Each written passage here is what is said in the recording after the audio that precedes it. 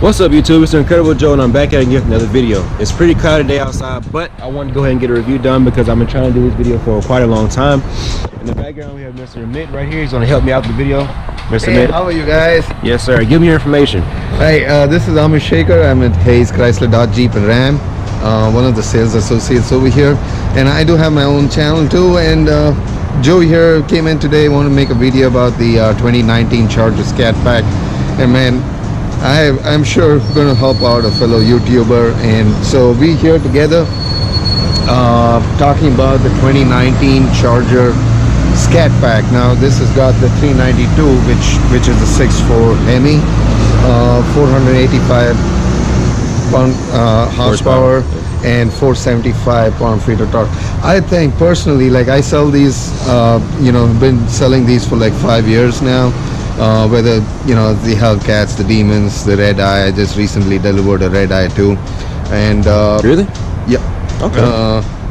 The guy had ordered it right when they announced it. It took about 6 months for them to get it together, and it finally came in. It wasn't plumb crazy awesome. He traded in a Hellcat and a Mustang GT Cobra, some kind of limited edition hot rod Mustang. He traded those two in for the Red Eye.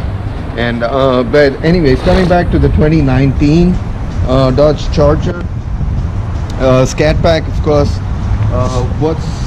what makes it different from the previous models is these two nostrils, snorkels, air intake, whatever you might call it.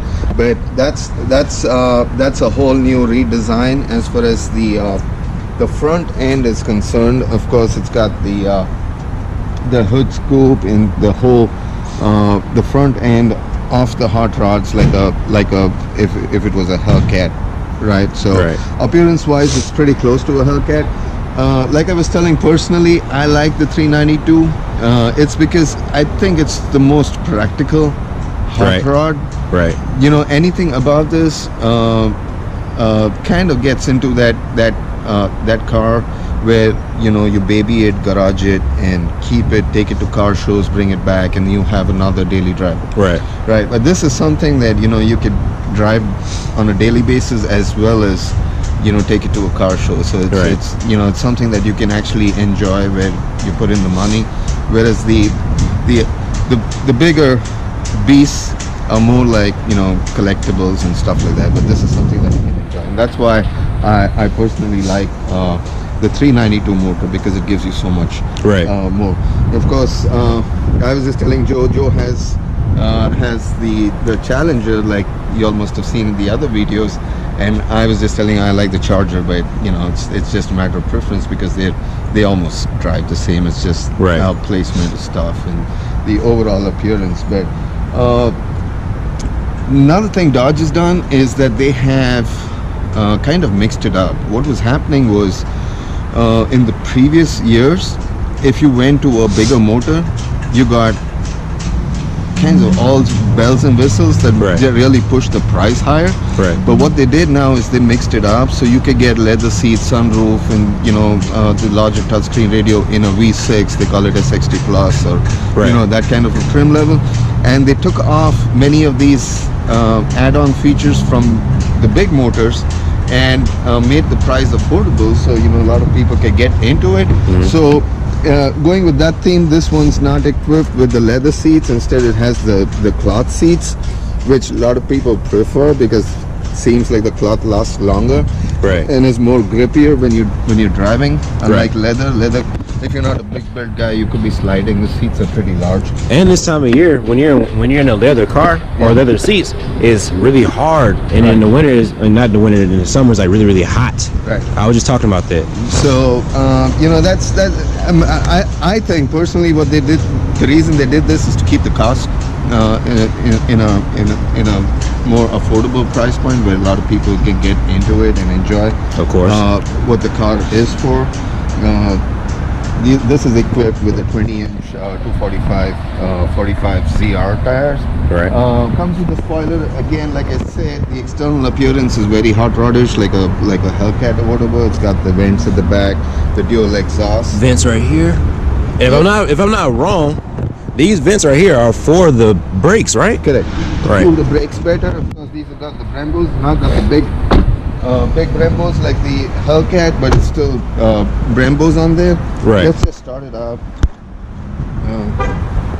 And guys, remember, this is a stock vehicle. It's from the factory. This is how it sounds.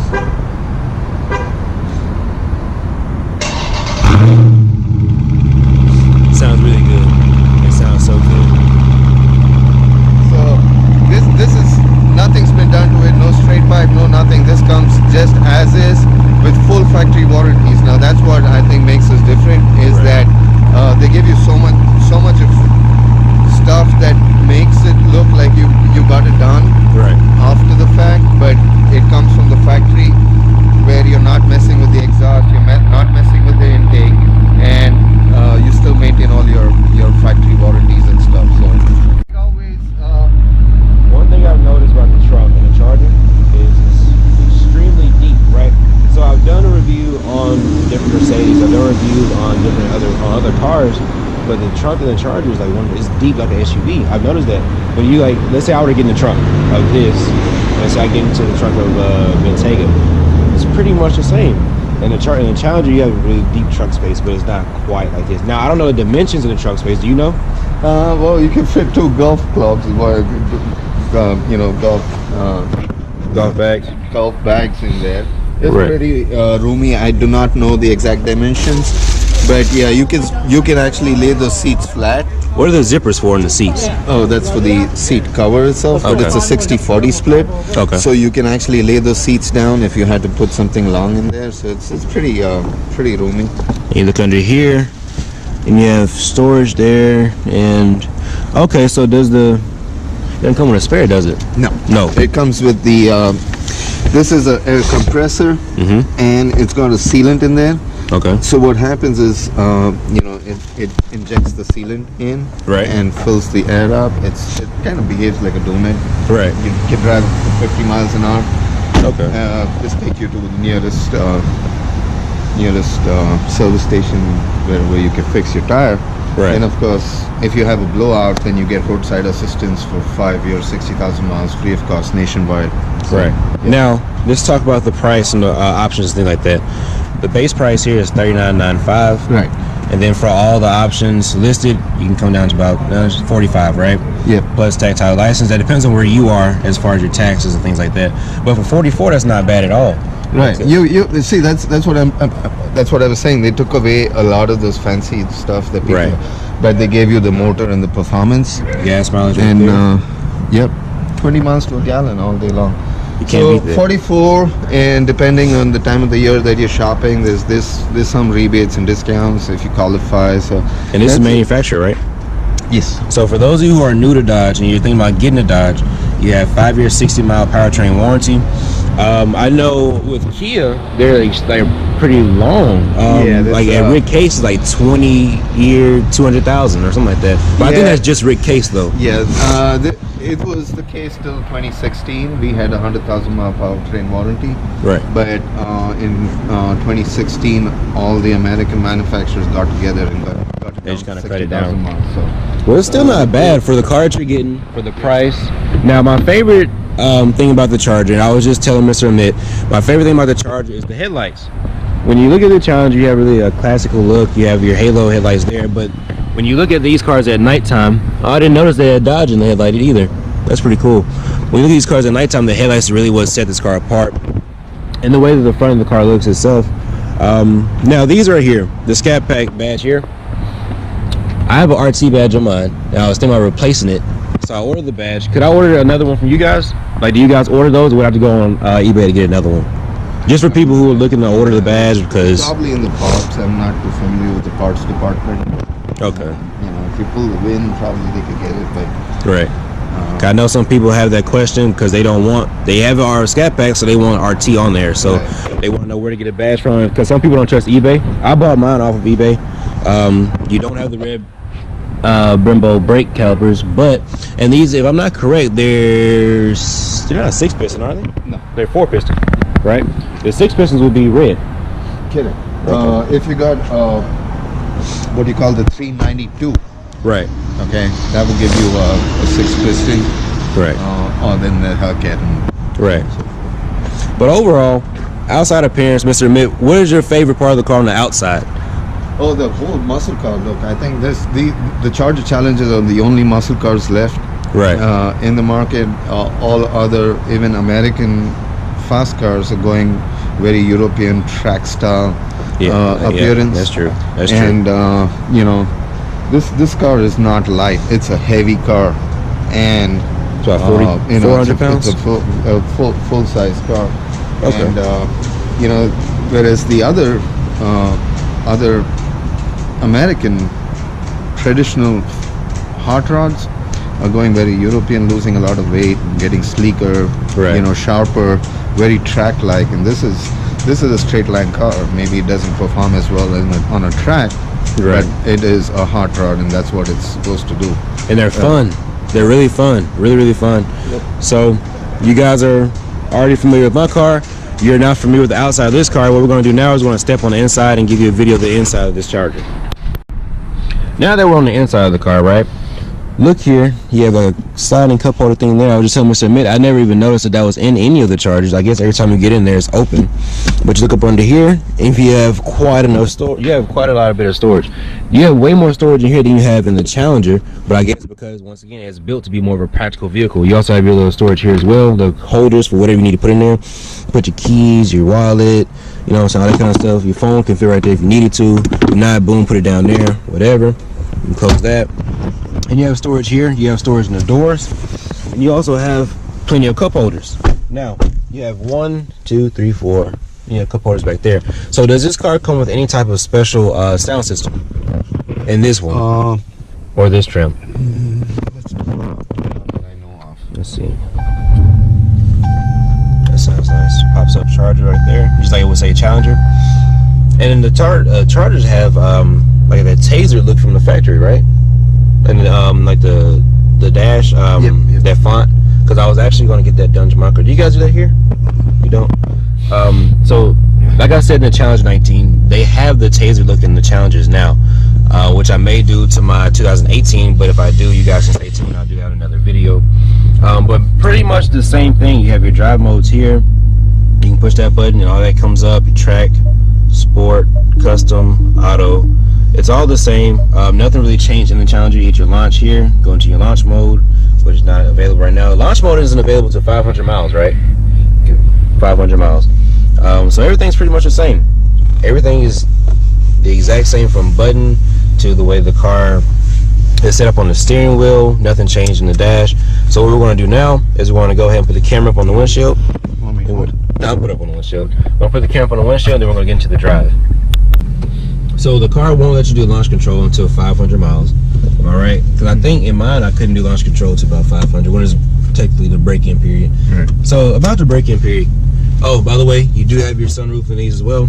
About the break-in period, right? Now I've been reading that the break-in period is kind of like a myth, right? When it comes from the factory. It's Well, there are two schools of thought. Okay. Right. When it comes to break-in, I personally think there's a old school thought and there's a new school thought, because most of these engines are run on dynos right before they installed. So it's not like the old days where they just assembled and slammed it into a car and sent it to the dealer lot. right These engines are run, but then so there's one school of thought that ride it rough and change the oil quickly. right Okay, so you ride it rough right from get-go, but more frequent oil changes. Mm-hmm. Or just be easy on it and do a later oil change. I don't know which school of thought is right, and I don't want to make a judgment call because I'm not a mechanic. right But this is basically what I've seen when I talk to people, is that they either think that they should ride it rough and change the oil so it flushes out all the the braking dust or whatever you might call it, or the other way around, or the other way around, that you ride it easy and then okay. But so which route do you want me to go on the test? we could go out the lot and then take a right, and then we could take a right onto 316. Okay. Yeah. And this has like the pedal covers that I have in my trunk that came with the car. I never put them on. Immediately getting on the gas, I can feel the weight of the car, right? So I think this is like 150 to 200 pounds heavier than my car. Am I right? Mm-hmm. The wheelbase is longer on the Charger than the Challenger, which means that the top speed is a little bit higher. I know people are wondering, like in the Hellcat Challenger, the top speed is 199, but in the Hellcat Charger is 203. The reason being is because of the wheelbase. So at the top end, the Charger is going to stay. It's going to top out a little bit higher than the Challenger. But from a dig, the Charger is going to get the Challenger as well, because it's going to put more power to the ground, and it's going to stick a little bit better because of the wheelbase. So for those of you who are wondering, I guess it come down to the driver, because it's not like it's going to be an extreme difference. It come down to the driver and if you know what you're doing in that. Once again, I've told you before, when I do dig races, I do not know what I'm doing, because the car just sits there and it'll spin and spin and spin. And by the time I get going, the race is over. But from a roll, I can get you all day, every day. But once again, it depends on the driver and if you know your car. So for those of you who are interested in having these cars and you probably want to race the car, you should know that with this engine, you want to be around 3,800 to 4,100 RPMs before you take off on a 40 roll or whatever it is. With these cars, you pretty much can't. You can, but it's not going to help you if you're going any faster than 40. You can go a little bit slower than 40 and you'll be all right, but any faster than 40, it gets about 45, 50, you're going to start to fall flat. So that's just a little fun fact as you're riding in these kind of cars or want this kind of car. If you disagree, feel free to comment and tell me what you think. But this is just from what I know, and because I've experienced it, and because I've been driving my car for quite a while now. But immediately, like I said, I love the feel of the Charger. I love the big body feel. Right. It feels planted, is what Right. Anytime anybody test drives a Charger, that's what they say. It's planted. Right. It feels like it's like sticking to the ground. It's got so much traction. Right. And again, the weight factor too. The thing is, they gave you more horsepower, but did compromise on the weight. Like I was telling before, a lot of fast cars are losing weight, right? Which makes it faster, right? But in the Charger Challenger, there has been no effort in the design process to lose weight, right? Okay, all they're doing is giving us more and more horsepower, which is what I like about the Charger Challenger. Like old muscle. Yeah, like old muscle. I mean, they're not trying to lose weight. I don't know what will be with the next generation Charger Challenger, but at least right now, that's what we've got, and that's what I love about our products is this, pure muscle, and that it looks the part and it plays the part well. Right. Now, I'm not going to get on the gas really hard, but I just want to tell you, when you're in auto mode, I think auto is like basically like the base mode in the car. You have custom where you can set it the way you want to, but I'm not going to mess with that. I'm going from auto to sport. Right now I'm in sport mode. The throttle response, like I said, I'm not going to drive it hard. It's only got 16 miles on it right now. The throttle response in sport mode is different. It's in my car, I have a pedal commander. You guys know why I got it. With these cars, there's a slight lag when you're getting on the gas. There's slight. It's not bad. It's just a little bit. But even without a pedal commander, they're just going to accelerate pretty quickly. But with a sport mode, it feels different, and you can feel it when you're touching the throttle. You don't have to give it as much gas or much throttle pressure. I guess would be the correct term for those of you who are being technical. Okay. You don't have to give it as much throttle pressure. And when you turn the sport mode on, the traction control goes in sport, which means it's off. So for those of you, once again, I've been told before, the reason why it's like that is because when you have traction control on and the car starts to spin, with the newer cars, they'll cut the power. So that's why it kind of like bogs down. And I didn't know that until one day I was racing someone and the car just bogged down while it was spinning. I was like, why did it do that, right? So that's why that's why when you put it in sport mode, the traction control goes off. I'm assuming. Yeah. Frankly, I don't know much. I don't race, so you should go with Joe myself. You should go with Joe's knowledge on that, because I'm not a professional. Just saying. All I do is test drives. There you go. Just saying what I know, man. It's nasty. Let's see. Now let's try track mode. Once again, I'm not gonna. Did the exhaust notes get a little bit better when you're in track mode? Did it open the baffles a little bit? No. It doesn't. No. That's the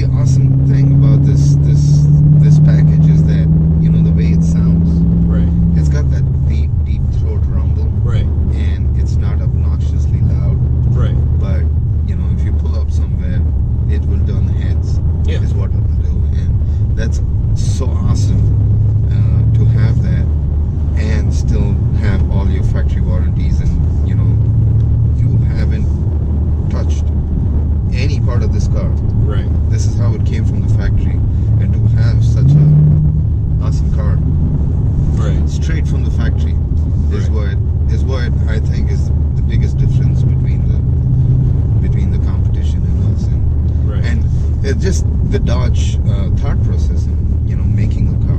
Right. I mean, the factory is under a lot of pressure from EPA and, you know. Alrighty, so now we're about to pull back up to the dealership to go around them. Yeah. We're pulling back up to the dealership. You want to turn the camera forward? You can see the lot. Maybe you can Looks see like some. DeLorean, doesn't it? Almost. Yeah. But, that's the Toyota Supra. But yeah, we're pulling back up now. My thoughts on the car, like I said, I pretty much knew what the car was about, but I hadn't done a review on, so I wanted to do the video. But my thoughts on the car, straight. Yeah. My thoughts on the car is that if you have a family and you can't sit in a Challenger all day, right? When you're traveling, you have 3 or 4 kids, you can fit in the back seat. I can fit in the back seat just fine. I'm 6'1". I'm pretty sure you don't have any 6'1", 12-year-olds. If you do, you have a nice, you know, he has a nice future ahead of him if he's playing sports. But if you have, like I said, your grocery getter moms, once again, a lot of my videos have been focused towards you guys because a lot of videos that people do, right here, a lot of videos that people do aren't focused towards, There's you know, Plum Crazy Challenger. practicality. Is Plum Crazy? Yeah. Which one? It's a V6, but it's not. Oh, it's right here. Yeah, there's another one here. Seeing if there's a go mango. That's really nice. Man, I wish I had that color. But yeah, I wanted to focus this guy. A lot of my videos towards a lot of the moms out there who are looking to buy cars, and even the dads who want bigger cars, because these cars are most definitely worth it. The exhaust note on this car, the speed of the car, the way the car feels when you're driving it. No, it's not a track monster like a Corvette. Go up this way. Yep. It's not a Corvette. It's not a Camaro or a Mustang. No, it's heavy. It's meant to have fun. Like Mr. Mitt says, it's meant to do donuts. It's meant to go fast in a straight line. So you have to know what you're buying the car for, first of all, so that you're not bashing it for things that it wasn't intended to do anyway. Right. So my final take on the car before I get out of and get back into Kratos, which is the name of my car, I thoroughly enjoy it. Like I said, you guys know I love the Charger. The only reason I don't have a Charger is because I don't like the way the buttons sit up on the dash, I guess you could say. But that's nothing to take away from the car because it's still worth the money. It's worth every bit of $44,000 for all the options. You have your sunroof. Once again, you have your room in the back, and you have a trunk that's as deep as the SUV. So, Mr. Mitt, you've been in these cars plenty of times. When it comes down to the drive and the way it feels, how do you feel about it? Man, I'm sorry, but I'll be so biased. I don't even want to talk about it because I'm you know, you got to be sold in order to sell. Right. And that's what I am. I'm sold on these things. So it's really, I'm not going to do justice, you know. Right. Talking about these things, I just love them, and that's why I sell them. I couldn't imagine me selling a Ford or a Chevy or anything else. And you have to know, for someone to be biased about a vehicle, it has to be something that's likable about it, right? You can't be biased about something that, you know, is not worth being biased about. So that speaks a lot for Dodge itself. Dodge doing a lot of great things right now from the horsepower wars. They're always gonna have the most horsepower. For some reason, they keep amping it up. I don't know if I see them coming out with anything with any more horsepower or the elephant motor. Yeah, they can come up with only crate motors at this point, is because again, the EPA is out to get them. It's not that they're not capable of making horsepower, but it's just that they can't put it in cars and on the street. So and you have to look at what they're going to do is give you crate motors and let you do what you got to do. That is true. And I mean, the elephant motors, I think, is $50,000 or something like that, right? Yeah. Again, like I said, V8s are going to be a thing of the past. So if you can get a hold of one, just get it. Come up to Hayes and get this Charger. It's Hayes, right? Yep. Come up to Hayes and speak to Mr. Hayes, Mitt. In Lawrenceville, Georgia. On the Duluth Highway. Yep. And like I said, I have a YouTube channel which is Redline Auto Show. It's all together, and that, again, we talk about cars and stuff. And this is not a sales effort. Let me tell you, I'm not trying to sell by doing these videos. Right. I just feel passionate about these cars, and I just like to talk about them and put it out there and just give my point of view. And of course, Joe just showed up today and he said, "Can we drive?" And he happened to talk to me. Probably if he had talked to another salesman, they would have gone, "What?" Right. You know? But yeah, I knew exactly what he's up to, and you know, he's a fellow YouTuber, and it's a community, and we're just trying to put out stuff that we know. We know experts. I am not an expert for sure. I definitely like to learn. Have spent a lot of time trying to learn the product, but I'm no expert. Like I said, I don't race, or you know, I drive a Jeep Wrangler, so I'm not a muscle car guy. People love the Jeeps, though.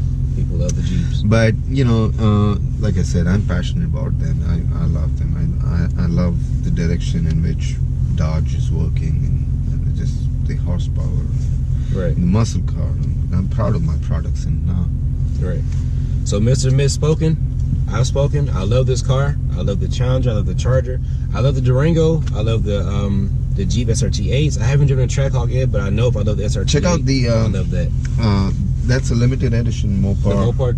Limited edition. It's I think 120 of 250 or something like that. Really? That Durango is. It's got lowered springs, full exhaust. Okay. And it's numbered. Check it out when we get in there. It's numbered. So you can get there you a go. quick glimpse of really fast grocery getter. Right.